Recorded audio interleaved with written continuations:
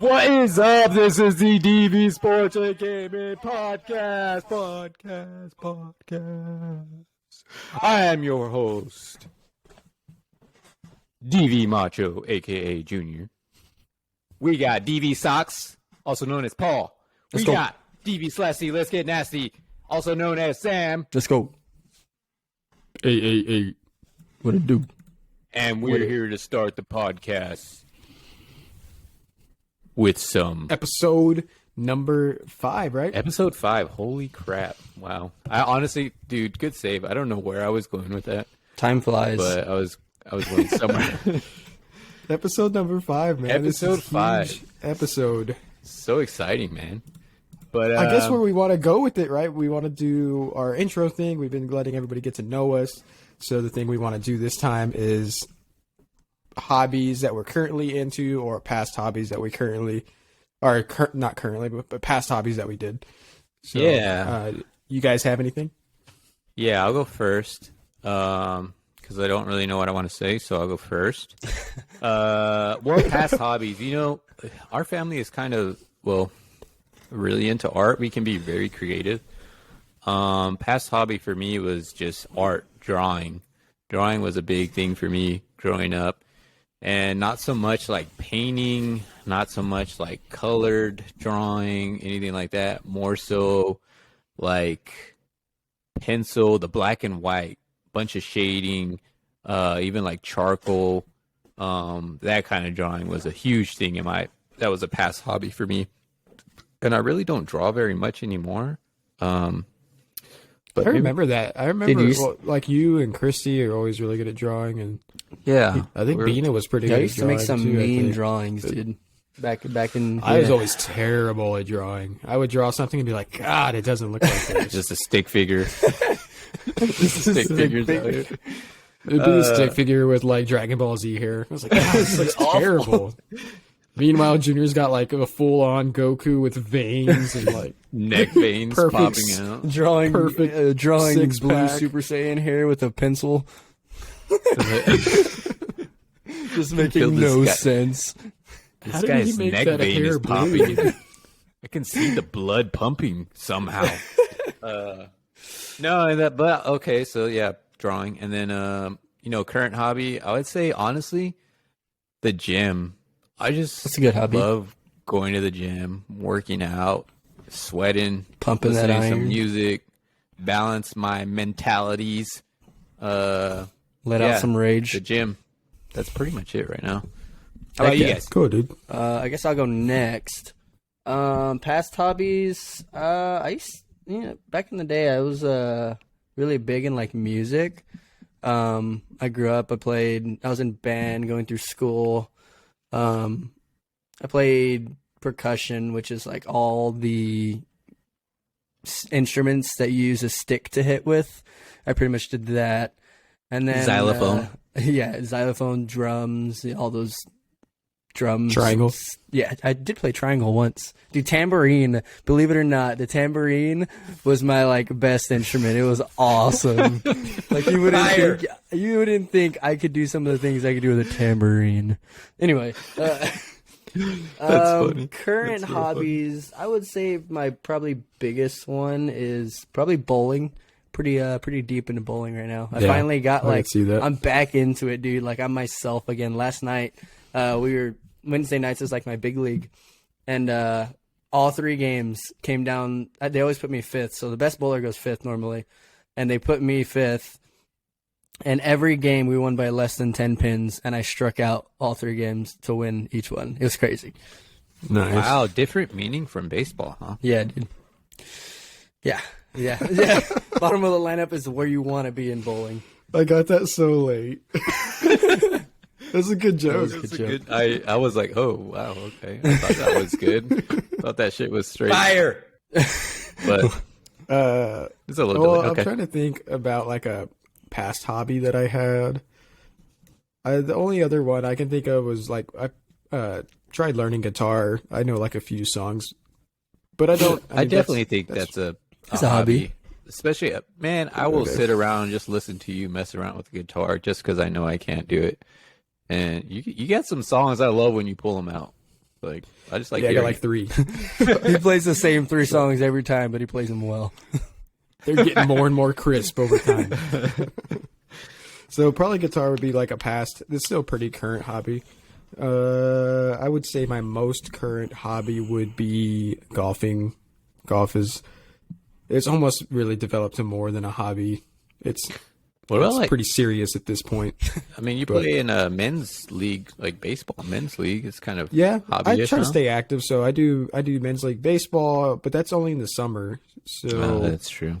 Spring and fall, whenever it's warm enough, I like to golf as much as I can because I don't get to golf as much as I'd like in the summer because of the spring or the summer baseball team I play on. So makes sense. So that's it for me.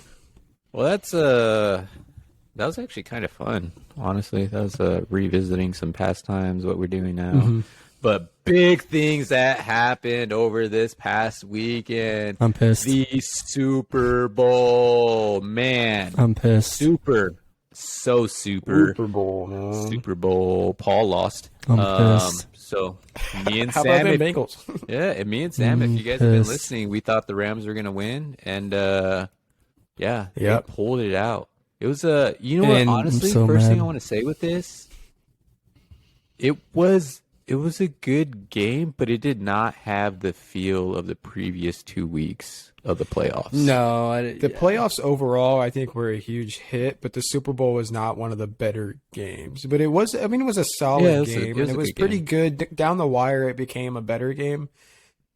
But for a while there, it was kind of like the third quarter. There was a lot of. I think it was just not much happening. I don't know. It seemed. I think the game was, the score is a little deceiving. I think it was a little more one-sided than the score showed. It seemed like the Rams almost dominated. Yeah. After this, I mean, well, the thing is, if you take away that 75-yard touchdown, like they had like 100. Yeah, the Bengals. They had like 140 yards of offense. Other than that touchdown, you know what? That is, now that you say that, because I watched. That's so true. I watched highlights of the game, and it was just the whole game, but like sped up. They had 2 and plays. Like in the middle of the game, I was like, "Holy crap, the Bengals are winning!" Like as I'm just watching the highlights, and I was like, "Wow, yeah, they are winning." But it was so weird because it seemed like it was the Rams who really kind of dominated. Yeah. And then the other thing I pulled away with that was Joe Burrow was, man, his line was not good. He was having to get away from people the whole time. The first half he didn't get sacked, which was unexpected, but he definitely wasn't comfortable.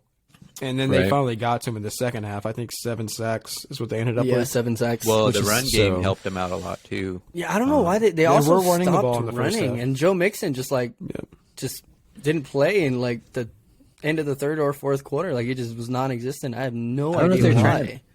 Maybe get fresh legs in there or something. I don't know. Dude, he was busting 10-yard runs like every 3 runs. I guess.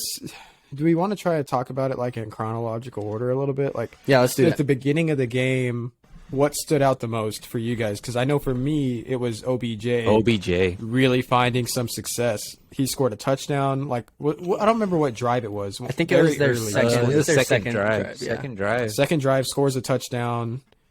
And he had a couple big catches for like 20 yards, 15 yards. And then he got hurt. Yeah, he had the big catches, and then he went down in I think it was towards the end of the second quarter. Did it feel like it was the first drive of the second half where he tore his ACL?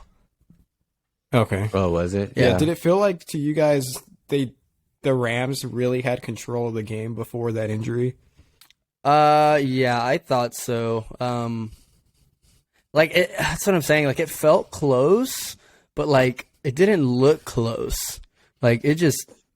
It felt like the Rams were really moving the ball. Yeah, pretty good. Even when the Bengals did score a touchdown, Joe Mixon threw it. That's like what they had. That's what they had to resort to. Like they could not move the ball in their regular passing game, which is like their normal offense. And then, it took a Jamar Chase too, big, huge catch just to get a field goal. Exactly. Like, the catch that he made was amazing. Yeah, I mean, and that was all a they got wild was 3 catch. points out of it. That was they got 3 points out of it, catch. and it was like, man, okay, that's how they're gonna have to get their points, like making plays like that. Jeez. Well, the thing is, like a lot of the playoffs for the Bengals, like most of their games, I think they had 4 wins where they won by walk-off field goals. Like they won their games from field goals, and I think it just ran out. Yeah. Well, they do have a really good kicker. Yeah, they do. that's true. That dude He's is 100% in the playoffs. I was right? expecting more from him in the Super Bowl, and he just wasn't really. They just Yeah, he never really got the got, opportunities. never got a shot. I think another big thing though was the refs, the no penalty calls, and then into the penalty calls. I think there was a couple of calls that were missed, and then a couple calls that were made that you're just like, what? Like on both ends. I mean, so like the first one was the Jalen Ramsey. He kind of like tugged on the. He was tugged on the definitely jersey to prevent the T Higgins touchdown, which he would have scored if he did not yanked on that jersey. It got him back into play. But then they also had at the start of the second half the face mask on Jalen 60-yard Ramsey touchdown or whatever, which was like that. Jalen Ramsey got his face he got face mask to the side. That was definitely something that should have been called. But man, I mean, it kind of balances out, right? Yeah, I was like, oh, those. I don't think overall it was that bad of a reffing. I didn't either. I kind of liked that they let them be physical. Yeah, that's what that was the thing. I liked them. I mean, it's a Super Bowl. You don't want to change the game on a flag, typically. So that's why I was upset. The second holding call in the fourth quarter on Cooper Kupp, which got the ball to like the goal line or whatever, I was okay with. It was just a Wilson hold, man. I didn't think that was enough to get a. There wasn't a whole lot there. Man, that was the only one I was upset with because that changed. So you guys say that? I'm going to say that could have possibly changed the outcome of the game because if they don't call that third quarter, if they don't call that, it's it's fourth and goal. Third down. Yeah, it was the it's third fourth down. and goal if they don't. And the 3 previous passes were awful. Stafford threw it into the stands on his first pass to a wide open receiver. Yeah. Second pass, he throws it in the dirt. I mean, you can say that, but they would have scored if the guy on it's the same penalty that got called right before that. If he didn't hold Cooper Kupp in that corner, the play before that, he would have scored. Yeah. So when I watched it live, so when I told you guys like I was watching the highlights again, and they were just going through all these big plays and like kind of just key moments, and I watched that hold that they called. And as I watched it, I was like, oh, yeah, that looked like it hold. It looked like it stopped him from his route.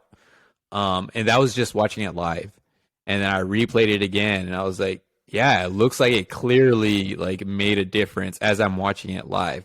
When you watch the replay, though, and it's slow motion, you really don't see like the big momentum changes that it made. On the Wilson hold? Yeah. Okay. Because as I watched it live over and over, I was like, man, that looks like it was holding. Yeah. But then when you go into the replay slow-mo, you're like, yeah, it doesn't really look like there's much there. I mean, it was also, I guess they must have been in zone or something because it was the middle linebacker. Yeah, it was the middle linebacker on him. This is a middle linebacker freaking covering Cooper Kupp. That guy's pretty good at coverage. Yeah, that guy is one of the best linebackers in the league, dude. That dude is money. Yeah, well, I guess we did see what happened to Apple. dude. Eli Apple's getting roasted online. That dude's getting mean. Did you see how easy was that touchdown? How easy was that touchdown? Like, what is he like? Dude, that touchdown that playoffs. He scored, Cooper scored at the end, like that was the last point scored. Like, you see that touchdown, you're like, what is this? But I mean, everybody kind of expected it, right? Honestly, especially against Cooper Kupp. Yeah, that was. Since we're on the Cooper Kupp topic, I just wanted to like talk about how did he not just have probably the best or second best season ever, like as a wide receiver? I think it's the first for sure. It's like. It's top ridiculous. 2 or the first. He had the most receptions, the most receiving yards, and the most receiving touchdowns. 2,700 receiving yards and like 140 he should have had more of a case catches. for the MVP, honestly. I don't know if a receiver will ever win MVP. I feel like Matthew Stafford would have got it before him. It's a quarterback league. It's It really crazy. is. Anyways, I brought up Matthew Stafford. I think the biggest highlight of the game after watching the replays, dude, the no-look pass over the middle. That was nasty. It was so dude, good. And like I didn't even realize it. I didn't either. I saw it the next day, and I was like, see it. oh my god. A couple days later is when I saw that replay. Like, it was a couple days later. But it's crazy that I saw that, because on that play, I remember watching that play, and I remember thinking as he threw the body across, I was like, or threw the ball across, and I was like, oh my God, that's going to get intercepted. And then Cooper Kupp snags it out of the air and like gets the first down. And I was like, holy crap. That's like, exactly what I thought. I'm not going to, that whole drive was special. Yeah. Like, him and Cooper Kupp, that was the best part of the whole game, honestly, between the drive, like the best drive of the whole game. Yeah. But I did not realize that was a no-look pass, and he sold the hell out of it. Dude, yeah. That was what got him open there. I feel like the first video that cycled of that highlight was the one from like an aerial view from behind Matt Stafford. So you see his head, like the backside of his helmet, looking right, and then you see him throw across his body to the left, and you're like, oh man, he no-looked that.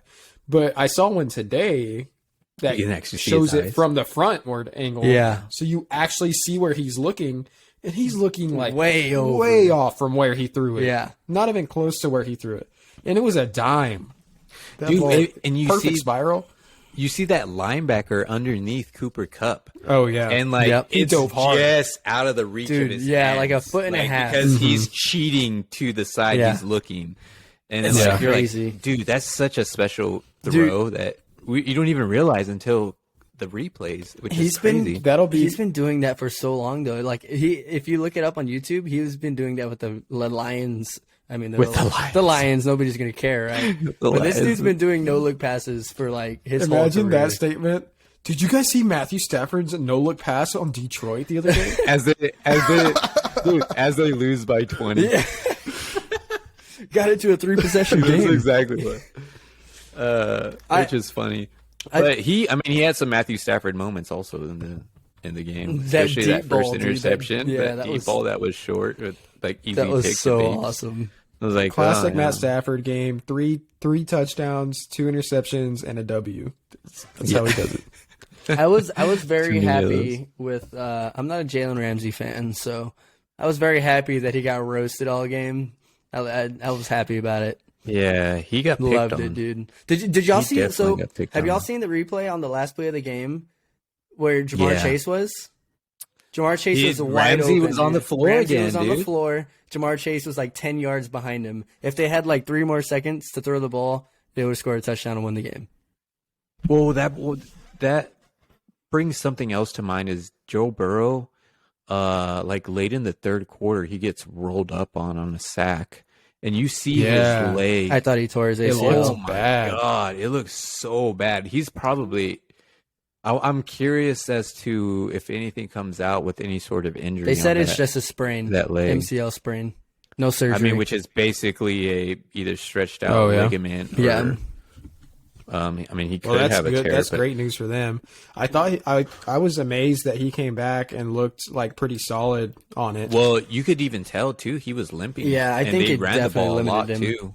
They ran the ball more in the fourth, just to kind of. They just went very conservative because I think they knew he couldn't really get the full drop back, and he was already getting rammed before. So before we break down like the end of that drive for the Bengals, I wanted to talk about their defense a little before we go into that last kind of series, because there was a lot to break down for them. But I thought their defense was like surprisingly pretty solid overall. In the first half, they gave up the touchdown to OBJ or whatever, but they were getting pressure on Matt Stafford. Their DNs were playing good. Their coverage seemed pretty good, other than the OBJ plays. But I don't know. Do you guys have any input on their defense? I was surprised about the Bengals. Is they've kind of had an underrated defense like all year. Obviously, Eli Apple sucks, but their run defense is outstanding. Dude. They shut the Rams down run defense wise, like nothing but they're so the Rams could not conservative run. too. They don't blitz. They rush 4 defensive linemen, and that's it. Like, they don't blitz, which I think hurt them too. They let Matthew Stafford have time instead of blitzing and possibly putting more pressure on him. Yeah, that's what I was going to go to with the Bengals defense, was that their run defense was amazing. Like, they stopped got the run 2 so many turnovers times. on interceptions. Yeah, so one of them, the second one was kind of just like, on the receiver or tight end more so. But they really didn't. They got some pressure on Stafford, but they really didn't get a whole lot, honestly. Comparatively to the pressure that Burrow had pressure on him a lot. Yeah, the whole second half, dude. The end of the game ended on Burrow getting sacked. Did y'all see? Yeah, but did y'all see where Aaron Donald was lined up at the end of the game, last play? Oh yeah, he was offsides. Right? Was he offsides? He was lined up offsides the last play of the game. Hey, if you're not cheating, you're not trying, right? And then, so there's so many like competitive conspiracies going out right now because there was a. Is it Photoshop? Are you sure that wasn't a Photoshop picture? No. Look it up. It's real. And then there's like everybody. There obviously all the memes coming out about the refs after the Bengals got calls. And then there were like 2 false starts missed on the Rams on their scoring drive, and then there was. I did see one blatantly missed. There was like an offensive hold that they missed. It was like, man, and then the Bengals just got railed. But Bengals have a bright future. If they can build their offensive line, dude, they're gonna be good for a while. But I'm a little scared because their owners are kind of. I guess their owners are pretty conservative with their money. So that's true as far as spending. So the 2 big plays in the last drive, just to make sure we talk about them, were both by Aaron Donald, and that was the reason that me and Junior picked the Rams. We both talked about it. What was the biggest deciding factor to who was going to win the game? We said it was Aaron Donald against a bad O-line. Defensive line versus the offensive line. And what happened on that last drive, they ran for it first to try to get the first down. It was, if they got the first down, it was going to be huge. You know, they get the drive going still. And he, like, at first it looked like he single-handedly just caught P. Ryan and just pulled him backwards. P. Ryan. Yeah, why was P. Ryan in the game? I don't know. But he just snagged him. It's disgusting.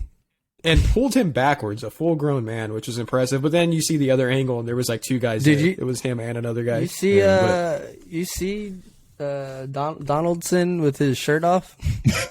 He said Donaldson. You see Donaldson with his shirt off, dude, at the freaking parade? He's pretty jacked. Dude, Donald he's not built like a normal DT. That dude is... You know, he's only like 5'9". Dude, he's on the juice.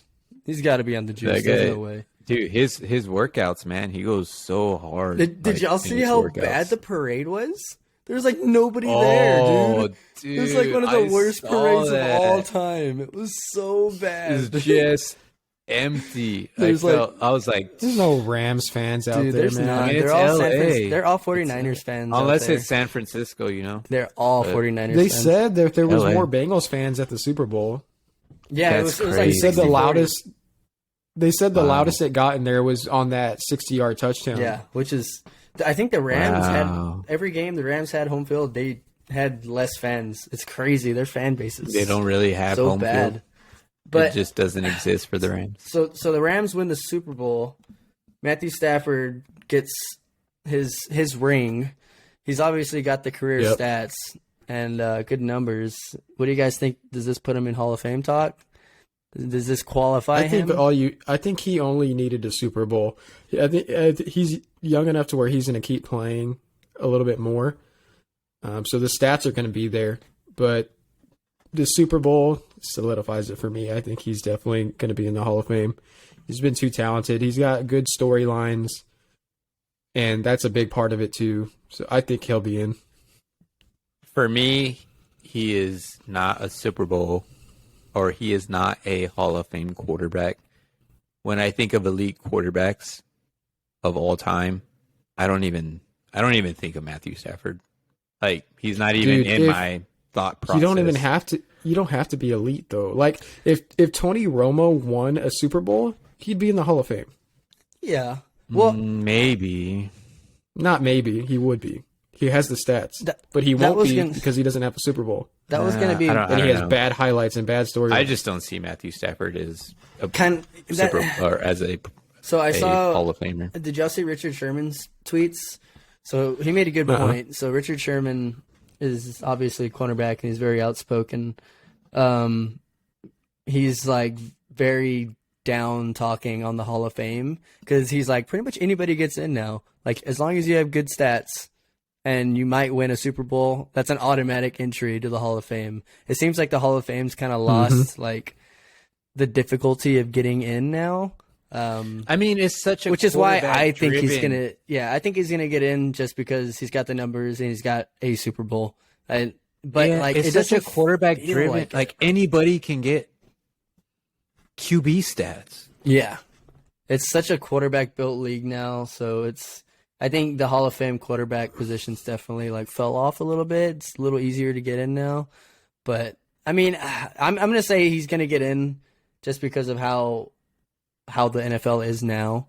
He'll get in, but I think if it was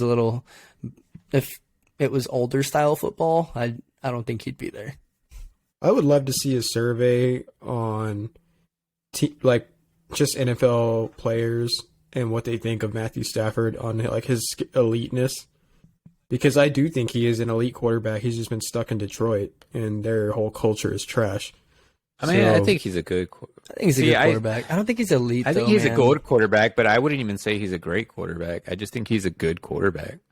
I think there's a class above him, which is Aaron Rodgers, Tom Brady. I agree. I agree. Like, I just don't see them as a Hall of Fame. Like, and I think the Hall of Fame belongs to that upper class, not the good quarterback that wins a Super Bowl. I agree that that's what it should be, but that's not what it is. Yeah, I agree. Yeah, I guess for me, I just don't think he's a Hall of Fame quarterback. The Hall of Fame's just trash, dude. Say it. Hall of Fame don't mean nothing anymore. He will be in the Hall of Fame. He'll be in the Hall of Fame for sure. I would be as surprised as when Barry Bonds didn't get it. Can we get down to business? Can we talk about the real thing about the Super Bowl? Can we just talk about the halftime show, please? Let's just get to the halftime show. Like, dude, there's so much nostalgia in this halftime show. It was so awesome. Dude. I will say the whole setup, the setup that they had there with like these different little Barbie house type thing, I did not like that. I was like, what is this setup? Like this dollhouse / Barbie house? Like, I don't even understand. And then I got past that finally and just started listening to the music, and Eminem came out, and then Mary J. Blige came out, and I was just like, oh man, like this is dope. Like and then fucking 50 Cent Upside Down. I was like, what the hell's going on? Like, that was from the music video, man. I didn't know that at the time. That was pointed out to us by the Worcester clan. Brooke and Kyle were all over us. I was like, why the hell is he upside down? Like, what the hell is this? The music video, you've never seen it? The halftime show got a different feel when Eminem came out, dude. Once Eminem came out, it was like, this is the real deal. He's so special. And he was the first guy to really come out and do that and being a white guy in that culture. Yeah, dude. And being accepted. He was accepted by the other black artists as being very good. He just has his own aura. Like, that's what it is. He has his own aura that nobody else has. And he's just seen in that way too. Did you guys see the story with Snoop Dogg and his outfit? Mm-mm. No. So he was a walking blue bandana. What the heck? Yeah. I saw his whole outfit was a blue bandana. Yeah. Head to toe. And it was because the NFL told him he couldn't put a blue bandana in his back pocket. Oh, no. So he was like, you know what? I'm going to dress as a blue bandana. I did not know that. Wow. Yeah. I mean, that's why he wore that. I was like, yeah, that's what it was, but I don't know what wow, that's crazy. Yeah, he was also crip walking all over the stage. Dude, yeah. It's like, Jesus, dude. Dude, I thought it was Kendrick Lamar. I thought it was. Did y'all like Kendrick Lamar's part? Kendrick Lamar. I loved it, dude. I freaking loved it. I like the dancers and stuff. There's like all kinds of old dudes dancing, and I don't know if it was old guys. It was old. It had very Matrix vibes for me. I was like, this is the fucking Matrix right now. Like, but dude, Kendrick Lamar goes so hard for me. He's so talented, in my opinion. Like, just Brooke was like, did he ask his dad for some friends to come out and dance? He had some old dudes. I was like, he looks like he's like 60. I was hoping he was. That was funny. I was hoping he was gonna bring out DNA or something. I just wasn't. I didn't know the song. I wasn't crazy about it. I didn't like this song choice either, Paul. Dude, I loved it. I thought his first he did 2 songs, right? I think it was like the first song was two good. parts. He switched into a different song, and the second song where they were doing the dancing, I thought the dancing was good and clean, and like the camera shot was cool, but I didn't dig the music so much. I guess I just love Kendrick. You're just old, dude. I like Kendrick a lot. Lamar. Yeah, I thought he could have had a better He song definitely choice. deserved to be there. For sure. Part of the Dre family. Yeah, that's true. I thought it was a pretty good show, though. I enjoyed Definitely it. like an all-time halftime show. I don't think it's Katy Perry high, but it's up there. Yeah, Katy Perry came in out of the sky on that one thing, right? Yeah, Well, last like year a giant too. dinosaur. Freaking last year too with what's her name? Wow. Red Hot Chili Peppers. No. Dude, the one with Slash. Oh, you're talking about dang, that rapper. No. Michael Jackson? No. Oh my you god. saying, No. Freaking Slash? Remember when they brought out Slash a few years ago? Who was Alex Rodriguez with recently? J-Lo. Jennifer Lopez. And who was the girl that was singing with her too? Shakira. Oh man. That Super Bowl halftime show was holy. Put your kids to bed. Dude, I think the They all-time... cannot be what that was like rated R. I was like, oh my gosh. The all-time... I was locked in. I was locked in. It was a good show. The all-time It was a good show, singing show for me, or any kind of show, is Fergie.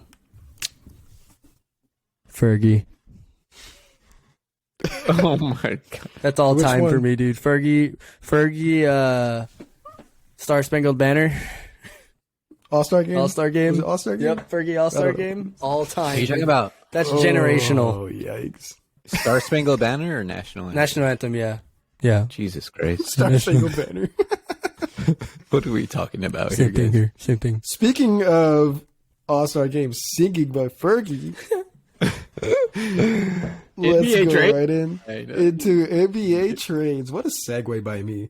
Just saving the show. I mean, So we wanted to talk about the biggest trade was obviously James Harden and Ben Simmons getting swapped. There was a few other parts to that trade. I believe there was a couple first-round picks that went the way of the Nets. don't forget Andre And Drummond. they also got Seth Curry, right? Seth Curry, So- Andre Drummond. And Andre Drummond. So dude, that's I don't money. sneakily though the Nets got a lot of shooters in that. Yes. Yeah. So it's going to set up good for Ben Simmons if he actually plays. I don't know what's going on with him, but I just saw a video Ja- of him today of like hitting threes. Dude, in the corner. money from the corner. Yeah. it was like 2 or 3 shots though. It wasn't that That's many. pretty Dude, good that's for that's him. career Jeez. for him. He's got 3 like in a row for Simmons? yeah, that's Bro. that's the real deal. It's not to be celebrated. Dude, he's gonna like, come he's out gonna and ball. shoot. For that Yeah. guy? For that guy.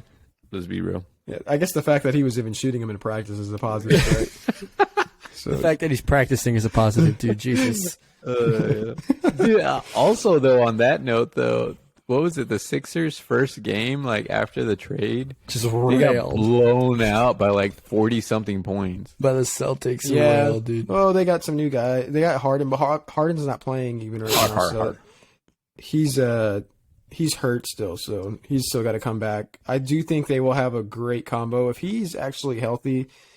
Him and Embiid will be probably the best combo in the East. Did you see Embiid try So- to do his move? So he got called I for a did. He travel. He got to travel. The double step back travel? It was a it terrible. was so attempt. slow. It was so so slow. bad. It's a clear 4 steps. It's hilarious. They called it travel.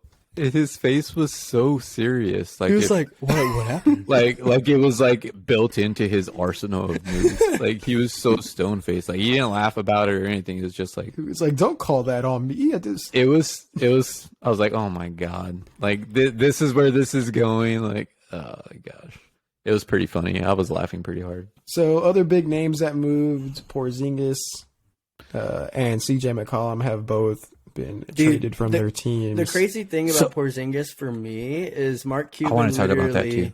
Like 2 years ago was like I had he had Steve Nash and Dirk right together? Yeah. And he was like, I should have kept them together, but I let go of Steve Nash. He was like, I'm not going to make that mistake again with Kristaps and Doncic. Luka. The better The one. main guy on the team. Yeah, he's like, I'm not going to make that mistake. And here he goes trading him away, dude. It's like, I don't know how productive Porzingis. I mean, Porzingis is definitely not. Unless like Porzingis has a Hall of Fame career like Steve Nash did, I don't think he's going to mind that trade. Yeah, and I just then thought it was funny. Also, I mean, they got Dinwiddie and Bertans back. Bertans he's going to spread the floor sneaky for them like crazy. He shoots the three very well. But this is the what thing I want with to that. What's up? Go ahead. What do you got? Make your point. All right. I was just going to say that they got Dinwiddie, and Dinwiddie is a primary ball handler, and they don't need that. So I'm interested to see how he fits in on the Mavs. Go ahead.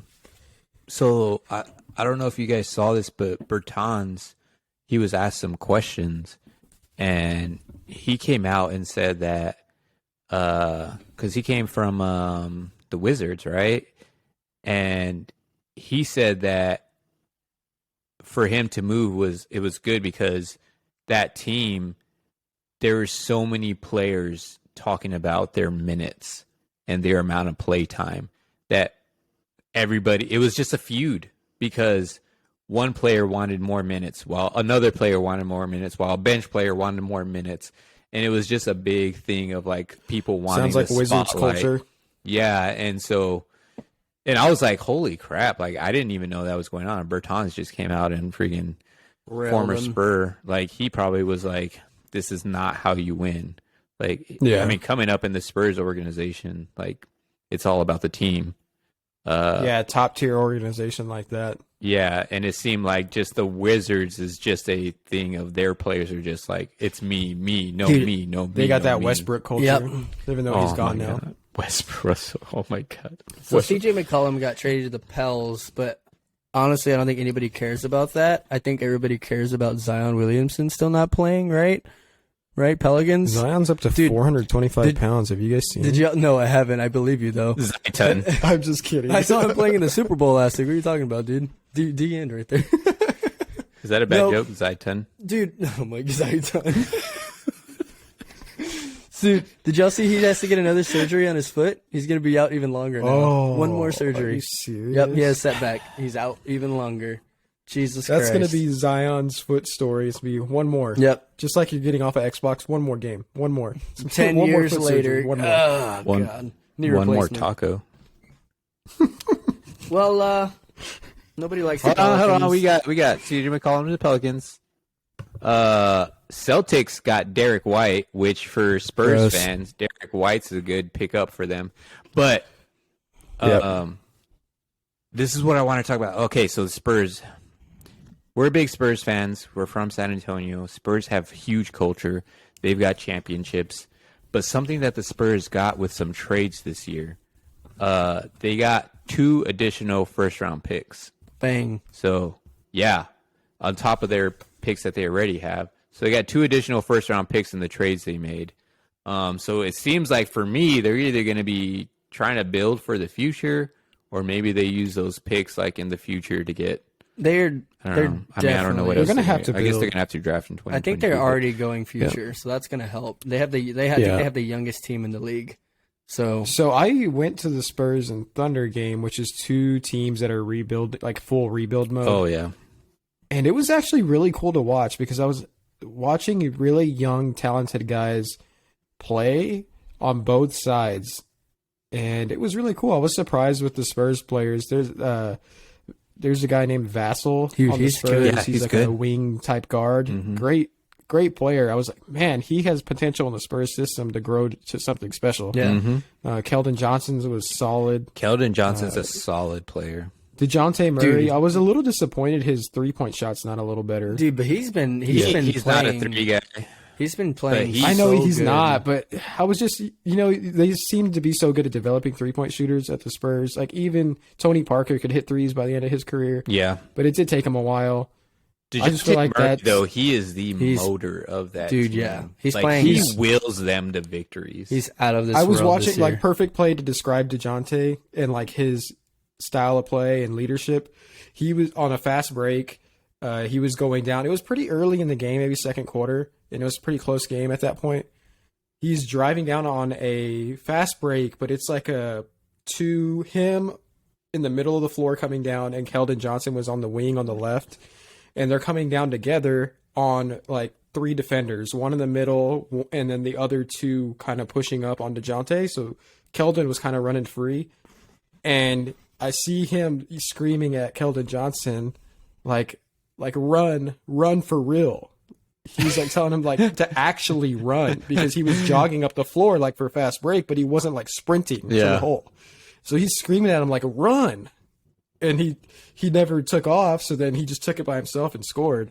But you could tell he was angry. He's like he's always like pushing he wants the guys. That effort, like dude, he's growing. He wants you to play harder. He's growing into a leader. It's crazy. The Spurs game me and Junior went to, DeJounte Murray scored like 32 points. He like went off, dude. He was the guy, man. It was such a good game. He's been man. like that all year, dude. At that Thunder game was Pearl. Oh, dude, he had like what, 18 Paul. rebounds or something crazy. Dude, he dominated. How long have I been saying that Portal ever since he came to the Spurs like in that trade, dude?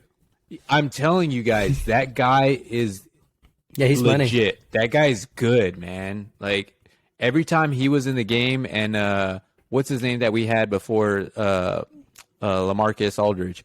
Every time Aldridge came in, I was like, get him out of here. Put like Portal back in this game. Like that guy's good. He makes. Can you just real slowly say his last name one more time for me? Portal. It's Pirtle. Jakob Pirtle. Pirtle like Squirtle. We need to make a post online and have everybody spell it out and see who spells it like Junior says it. He is magnificent. He's good. I love that dude. I think that's enough Spurs talk. I'm glad we got some Spurs talk in there, though. I think the last thing we kind of wanted to mention on the sports side of the show before we get into our exciting gaming stuff, which we do have some good stuff for the gaming side, was just real quick on the Olympics. If anybody's watching the Winter Olympics, or are you guys interested in the Winter Olympics, we'll look for some feedback. Maybe we'll make a post about it or something. But for me, I haven't been real into it, but I have watched some of it. For me, the biggest highlight was Shaun White had his last event ever in the Olympics. He's not doing any more. He was going for a podium run, and he fell down on his very last run. So it was kind of I think it was a good ending for him. He went full send trying to do his biggest run he could, and he didn't make it. That's Shaun White for you. You say Shaun White, and I immediately think Mountain Dew. Like, I just want to smash a Mountain Dew. Like, as soon as you say his name. I think of, like, Redhead Flo. That's what I think of, dude. That's exactly what I think of. But, honestly, I haven't really had too much interest in the Winter Olympics. I never really have to begin with. If there's anything that I've really watched at all, maybe, like, 15 minutes, it's been, like, single women bobsled. Like they're in their own sled. Like that was pretty cool. Which is, yeah. But I honestly haven't really been into it. So I'm always so scared watching bobsledding, thinking they're gonna fly out of the little tunnel and just like. Dude, they go fast in that thing. It's crazy. I haven't really paid too much attention. I've watched some highlights, but it's so bad. The highlights I watch are like of them falling. It's so bad. So the first part like of highlights I watched was the downhill skiing where they go like 90 plus miles an hour downhill, and they were just getting railed, dude. Like just so many bad falls. That's what I ended up watching. It's so bad. So all the downhill skiing, I was watching, I don't know what the race is called. I wish I did, but downhill skiing? It's a downhill skiing race with one-on-one. Two guys go at the same time, and they have to weave in and out of a few posts, but it's not like a real extreme. They're pretty Well, I say it doesn't look as extreme on TV, but I'm sure it's very extreme, very difficult to actually do it. But the final race that I saw was the gold medal men's race, and I don't know as much as I would like to about it, but it was an intense race basically. And the guy who was the favorite for the gold was I guess, pretty much shoe in for it. And then there was like the underdog guy who going for it, the gold also, and they start out going neck and neck, and then the guy who's supposed to win the gold kind of takes the lead by a decent margin, and then he like takes a really steep turn, and like you can see all the snow start to fly up because his ski started kind of cutting into the snow, and it slowed him down a bunch, and the other guy takes the lead, and he's got like 2 turns left at the bottom of the hill to win it. And on the second to last turn, he freaking falls, and the guy comes back and wins it. Wins the gold. Our favorite comes back and wins. It's gotta be so heartbreaking. So there's some intense stuff. You can feel like they just crumble under the pressure sometimes. It's like all that years of training. The amount of excitement I had in you telling us that story, I should start watching. Have you guys ever watched curling? Have y'all seen like? Curling's cool. Hey, have y'all seen the meme? Watch the mixed curling. Dude, there's so many memes that come out of curling, dude. There's one right now that's going around. It's like this dude with a really bad like mullet. He's got super long hair. Yeah. He's like super close to the ground, dude. Oh, I love it. With his belly touching the ice. Like, yes. Yeah, dude, that's curling. If you haven't seen that, I haven't seen that one. I literally like the did peak not of fitness. I did not know that's how they like threw in curling. I was like, I have got to watch this at some point because this looks hilarious. It's pretty funny. But I was watching the Italian team take gold. It was the mixed competition. It was guy and girl combo going for gold, and apparently the Italian female was the best like female in the competition, and they end up winning the gold undefeated all the way. Damn. But it was kind of funny just listening to them talk. They would like go down and ski and throw the little granite rock or whatever, and she would just start saying "una linea, una linea." I was like, I wonder what you just mean? said. Dude, the Italians, all right, great curlers. Good to know. Yeah. Well, let's get into how our games, man. Let's get into our video games topics. Like, I know we could probably sit here and talk about curling forever. As exciting as it is, but I don't think anybody wants to hear about that. Let's get into our video games topics. We made a huge mistake on our last episode. We said Bungie. Halo is a part of the Bungie. Bungie makes Halo, but apparently that's not true anymore. So Microsoft, our bad. We suck. We need to do a little more research. Yeah, that's on Junior right there. I mean, I came out. I mean, whatever, dude. No, that's on me. Bungie does not own Halo anymore, so that's RB. Microsoft. But something else we want to go into is we want to promote our second interview. Content creator / streamer. We got Pojak TV interview coming up. Let's go next week, and it was a great time. Pojak TV, Andrew, he's a great dude. It was such a good time. It felt like we were just one of the bros. So that's coming up. But our first topic that we really want to get into with the gaming side of the podcast is zombie games. Man, talk about nostalgia with zombie games. For me, the first thing I think of is Resident Evil. Dude, Resident Evil when I was a kid. Resident Evil 2 specifically, 1998. So what was that? I was 11 years old. Dude, walking down hallways, just scared out of my mind, not knowing what was going to come around the corner. It was scary. It was legitimately scary, man. Like, I would be scared to play the game, but it was so much fun. And Resident Evil is just a huge franchise too. But yeah, that's the first one I want to take up or start off with. But let's talk freaking zombies games. Dude, Resident Evil has some like weird zombies. Dude, they do. They're not like the newer normal ones. They're weird. You're finding like octopus zombies and shit. Like it's weird as hell. Dude, those things want to come and suck your Dude, face. yeah, Out. It's so weird. It's so weird, but it's intense. Like you shoot their heads off and like it sprouts this thing that like wants to suck your body, and it's just gross. That's what I think of when I think of Resident Evil. Dude, you know, you say that, and you know what's another like kind of zombie game that makes me think of is Dead Space.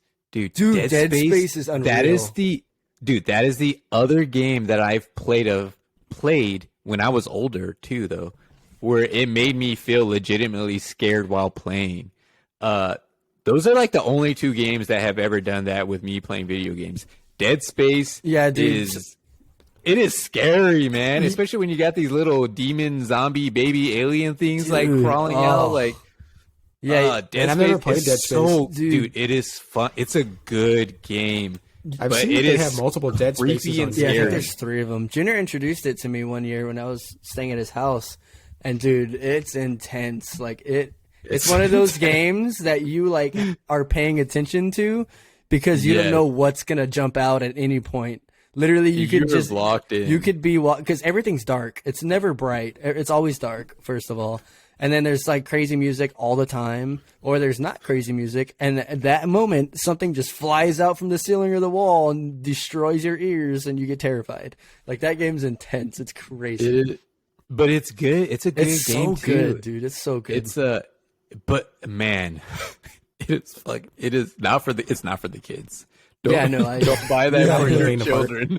That'll give them nightmares, dude. When I think of zombies, dude, I think of Call of Duty zombies, and how sad it is that the new ones are always trash. But my favorite one of all time is the Black Ops one. That first map, Kino del Toten. Dude, me and Junior stayed up all night playing that so many times. Dude, 24 hours on zombies. We had that thing down to a T. I would run the figure 8. I would run the figure 8. You and Junior would be on the theater stage, somehow not dying. I don't know what y'all ever did. Dude, I worked that stage to a T. And then Junior's just out there running in circles doing some weird shit. Dude, it's so crazy because you would like, obviously there's infinite rounds, right, on Kino del Toten, like, but you would work your plan to keep getting as far as you could. Like, and then if somebody was like, oh crap, like I'm almost going to go down, or like I'm getting in a pinch, like I'm going to take a lap. And then you're like, the whole map, I'm going to take a lap. And you're just like, all right, dude. And then you're like, hey, on your way over there, set the teleporter. Set the teleporter. Dude, we had that so set to a T. That's so crazy. I forgot about this. Set the teleporter. Dude, it was such a fun game. Yeah, it's a good game. Me and Paul have grinded hours and hours and hours upon hours on one night. Like, dude, just grinding that game, just getting railed by zombies over and over, like just losing over and over. But it's so fun, even if you do lose. Well, you will lose eventually, right? Yeah, there's no winning. Eventually, like, what was it? What was the gun? The big gun that shot air at them? And it would just Wonder Waffle. The Wonder Waffle, dude. The Zeus cannon. And then you would upgrade it to the Zeus cannon. Pack a punch it to Zeus cannon. Yeah, that thing would eventually just like knock them back, and they would just get right back up. I'm out of ammo, and I haven't killed anybody. We're kind of screwed. I'm gonna take a different route because it's kind of nostalgic for me. It's one of the first zombie games I ever played. Y'all remember Plants vs Zombies? Y'all remember Dead Rising? Rising, dude. I remember Dead Rising. Is that the guy that was trapped in the mall? Yes, you're going through a mall. And you can get a car, like a van, and just drive through hundreds of zombies. And like, dude, that's what that's what I think of whenever I'm like, dude, nostalgic. Dead Rising, like finding weapons and things to put together, and just go. Literally, you're just fighting zombies. That's literally what you do. It's awesome. That does sound very familiar, dude. Man. Look up a YouTube video because you'll remember it. It's like a super old game, dude. Yeah, there's like 4 characters you could choose. Yeah, right? I know there's like a I think, man, yeah, I think that was one of like the first open world-ish zombie games. What about Left 4 Dead zombies? Dude, remember Left 4 Dead? I think that's still to this day like one of the only good multiplayer zombie games. Like it's got to be the best one ever. Yeah. And so what happened, Junior? It's like Back 4 Blood. We played Back 4 Blood recently. It's exactly like that, except it was done cleaner and better than Back 4 Blood. Back 4 Blood feels so clunky. Yeah, it really did. Left 4 Dead felt good. There was nothing wrong with it. It was such a fun game. But it was the same type thing. You would start in your one side of the map, and you had to get through the whole map to the other end into the safe room, and then you would go on to the next map over and over and over.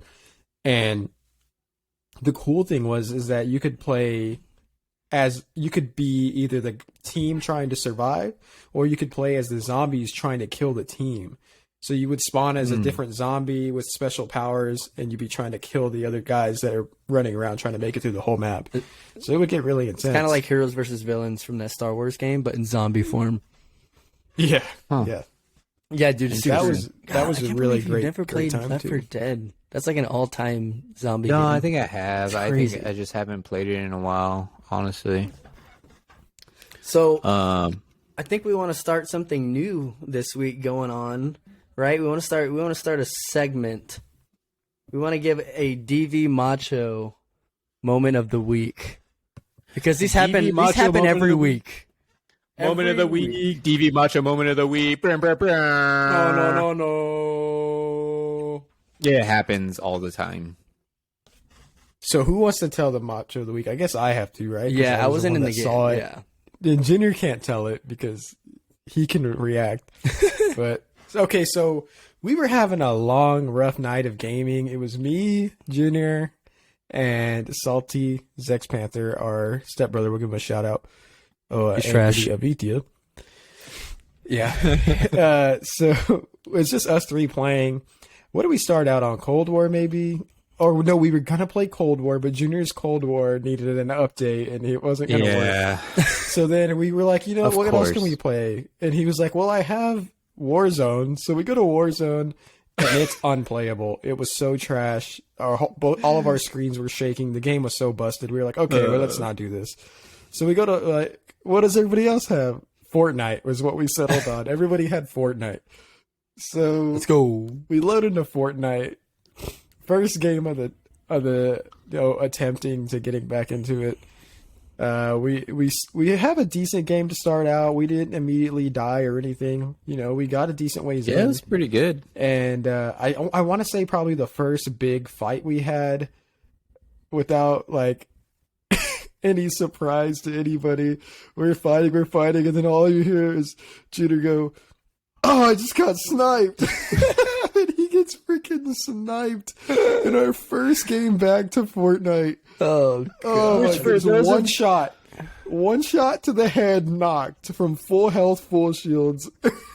For those of you who do not know, and if you have seen it on our TikTok, we have a video that's called Snipe Magnet.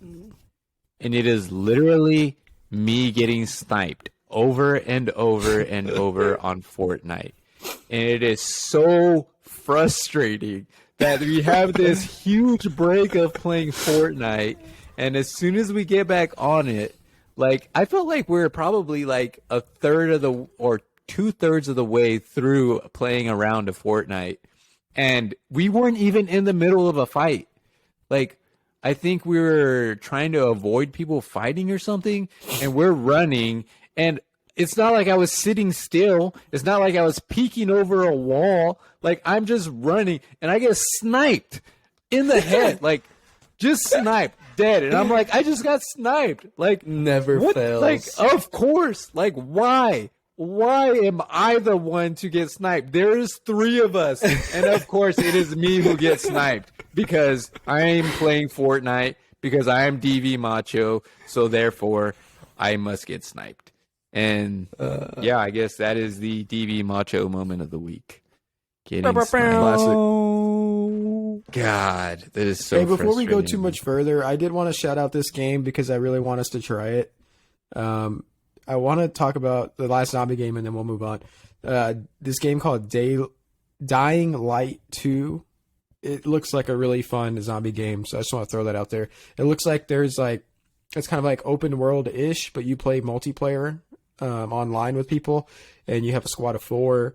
There's like different characters and different weapons, and it looks like there's like the ability to do parkour and that kind of stuff while you're running throughout the map. Parkour. So it seems like a pretty cool, and it's super. I mean, released 2022, as clean of a zombie game graphics wise as you're going to see from the highlights that I've seen on. Wait, what year did is it crossplay? It's brand new, dude. It just came out. Oh, 2022. Okay. Well, I've been practicing my parkour in my house, so it might be 2021, but I'm pretty sure it's 2022. I've been taking notes from Tony and Daisy on parkour. I'm learning. Yeah, that's a good one. What else do we have? Favorite solo player games. We wanted to get into that a little bit too, because Sam's been feeling a little lonely lately. He finds himself playing video games by himself a lot. He has no friends. It makes me sad. But that kind of started getting us thinking, like, well, what do we like to play when we're playing video games by ourselves? We're just zoned out. Us in a story, or us in a game where we're grinding a franchise or something. And so we kind of wanted to see what the three of us thought, and if anybody has anything that they like, that maybe we can put a clip out and see what people like. But what do you guys got? I'll let you go first. Well, Sam. I guess I'll go. For me, if I think about my favorite solo game of all time, the most fun I had playing a game by myself would probably have to be on Skyrim. Just going through that whole story, which that game was very invested in story, and I've always kind of liked. So I love Lord of the Rings, and it kind of gave me Lord of the Rings vibes. So I could feel that. Were you an elf, or you were an orc? I was an orc, dude. Just really? super jacked orc, dude. And I carried around 2 orcish axes. I'm pretty sure I saw Sam. Lord of the Rings fan, and this dude picks an orc. All I was doing, Despicable. dude, was just slicing in circles. Like, I had my freaking 2-handed wielding so high, just destroying people. I could kill a giant at one point. Dude, just my axes. I definitely saw you play that intro trailer with every character on that game multiple times. I saw you fight that first dragon. Every single one. That first dragon multiple times, dude. I saw that. Those burning buildings, dude. At least 20 times for you. Yeah. I have some tendencies to try out every character. So I definitely made one of every character, and there's about 20. All right, what do you got? What do you got, Paul? I'm gonna take it back because I don't play it anymore. But like, man, these games used to be like super prime on like old Xbox. Need for Speed. If I could play Need for Speed now, like Forza just doesn't do it for me. It's just like the Need for Speed Underground is the one that like sticks out to me, dude. Just like the car customization and the racing, like in the streets, like The one that had that song, Riders on the yes, that one, dude. Yeah, that's an all-time solo game for me. You put the neon lights underneath the car. Right. Yeah. We used to make superhero cars and stuff back in the day, dude. We used to make some sick cars. That's what I think of. But now I have no life, and I just play Fortnite when I'm by myself, and just play creative because I'm a loser. Dude, you guys had some great answers, because honorable mention for me was going to be Skyrim. And then, Jesus Christ, I forgot. Man, I used to grind some freaking Need for Speed. Dude. You guys know, like, man, I would... the just records I would just create on that game. Like, when I would think of Junior on Need for Speed, I would be like, how is his car so much goddamn faster than mine? Every time.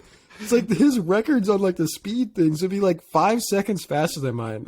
I can't even get close to that. I don't know why he's so much faster. There's something I'm not doing. That game was so fun. But when I think of a game that I have consistently played for years upon years upon years, and enjoy every single time, it always comes back to The Witcher. Like, it always comes back to The Witcher, because I have started over that game probably at least 6 times, and I've gone through the stories and read through. What the is The story. Witcher, dude? The Witcher he's a witcher. So what a witcher is, it's basically like a monster hunter. He's got like special abilities. He has like a silver sword and a steel sword. So is he like a bounty hunter? Kind of. Yeah, he'll get paid to bounty hunter of monsters. He'll get paid to kill like monsters or like vampires, werewolves, like it's kind of sick. Just any kind of like monsters and stuff. And then, but there's also like a main story mode. But then there's also other things where he's just helping somebody like do something. And there's so many like secret like treasures where you could go build. Like if you find these maps, then you're able to build like better Witcher armor and stuff like that. Dude, it's just, there's so much to do. The world is so big, and I catch myself like lost in it so many times, and then like I'll like not play for 5 months, and I'll be like, oh fuck, I forgot where I was at, and I'll restart, and I'll just keep repeating that over and over and over for years upon years. But I enjoy it every time. I'm like, I just keep on going and never ever finish it. You know what game I miss playing it's not really a solo game, but it could be. It was more fun with people, is the Diablo 3. Dude, I love whenever we could get together and actually play that together, it was so fun. Diablo 3 was awesome. I miss that game too. I love that game. I still love that game. I don't play it, but it's got a part in my heart. We need to. I wouldn't be opposed. They have that Need for Speed game that we all had. We need to like go play that sometime again, and then we need to get Daylight too, or Dying Light too. Yeah, there's a lot of games. And Dead Island. Dude, Dead Island. Yeah. Dude, Dead Island. Oh, bringing that up, dude. Me and Desiree used to play that because it was like super cheap on Xbox. Dude, me and her, and Desiree hates zombies, so I made her play that game with me, and she's like terrified the whole time, dude. But I've been really like wanting to get into like the open world games or like survival type games where you can like play with online crew. I feel like that'd be super cool. Yeah, I really want to do a survival game with us, us DVs, whoever squads, we can get on it. Yeah. It'd be a good time. Are there any survival games that you've looked up, dude, that you've seen that There's like the most popular ones are kind of like Ark Survival is a really big one coming back up. It's kind of been around for a while, but like it's resurfacing. I think they redid some of it. It's so not optimized for Xbox, though. I tried to play it. Yeah. It's brutal. Yeah, so like Ark, that's what I was saying. Like most of the survival games, graphic quality wise, is built for PC, just because like there's so much that goes into it. Just the gameplay, the controls, and how stuff works. There's so many menus that you have to go through and stuff. It was absolutely brutal. I would think the most simple ones would be like a Dead Island type style game, because the other ones like Rust and all these other ones are like just so in depth. I don't think it's gonna be. All right, well let's go download Dead Island. I'll be downloading it tonight, so hopefully you guys will be too. Looks like Daylight 2 and Daylight 2. Dying Light. Yeah. Dying Light 2. What?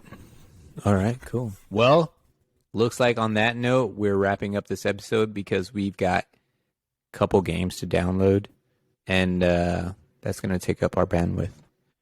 So, episode 5, that is a wrap. Keep an eye out for the next episode when you're done listening to this.